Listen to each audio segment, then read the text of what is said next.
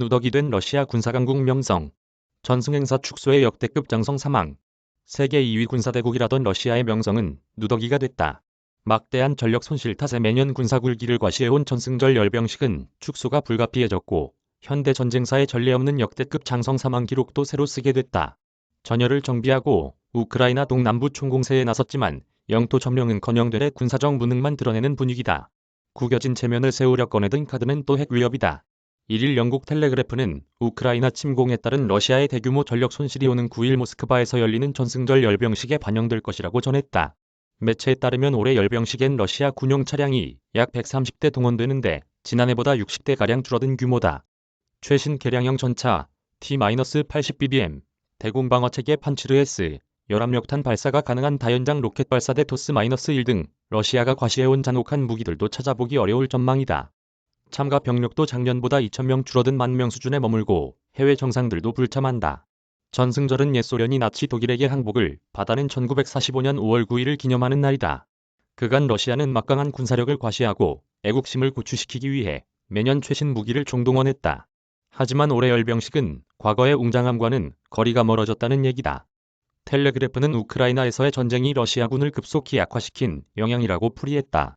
실제 우크라이나는 러시아 침공 이후 지금까지 자국군이 러시아 탱크 1,000여 대와 항공기 200여 대, 장갑차 2,500여 대를 파괴했다고 주장한다. 전사자 역시 23,000명으로 추정한다. 러시아는 이를 부인하지만 예상 밖 고전으로 핵심 무기들이 우크라이나 땅에서 파괴되고 병사 수도 줄면서 과거와 같은 화려한 행사를 치를 여력이 줄었다는 분석이다. 군이 무능과 사기저하를 보여주는 신호는 잇따른다. 미국 뉴욕타임스 등 외신은 지난주 블라디미르 푸틴 러시아 대통령의 핵심 측근이자 전쟁을 계획한 인물 중 한 명인 발레리 게라시모프 총참모장이 우크라이나 동부 이지움을 찾았다가 우크라이나군의 포격에 파편, 부상을 입고 황급히 귀국했다고 보도했다. 주로 모스크바에서 전술을 지휘하는 러시아군 최고위 인사가 연일 포격이 이어지는 최전방을 찾은 것 자체가 이례적인데 그가 적의 공격에 부상하는 굴욕까지 당한 것이다.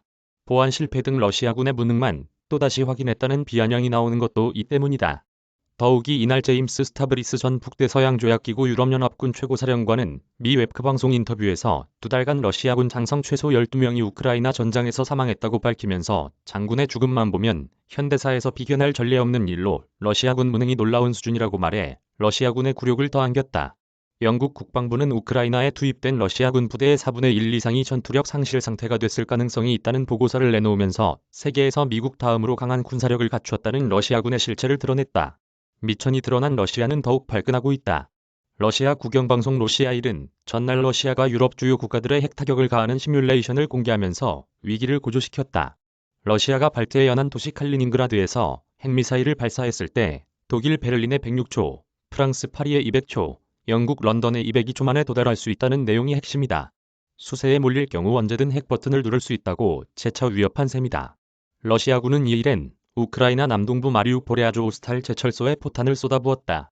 전날 침공 이후 처음으로 이 지역에서 휴전이 성사돼 민간인 100명이 탈출한 것이 무색하게 러시아군의 무차별 공격이 재개된 것이다. 제철소 안에는 여전히 우크라이나군 500여 명과 민간인 수백 명이 남아있다.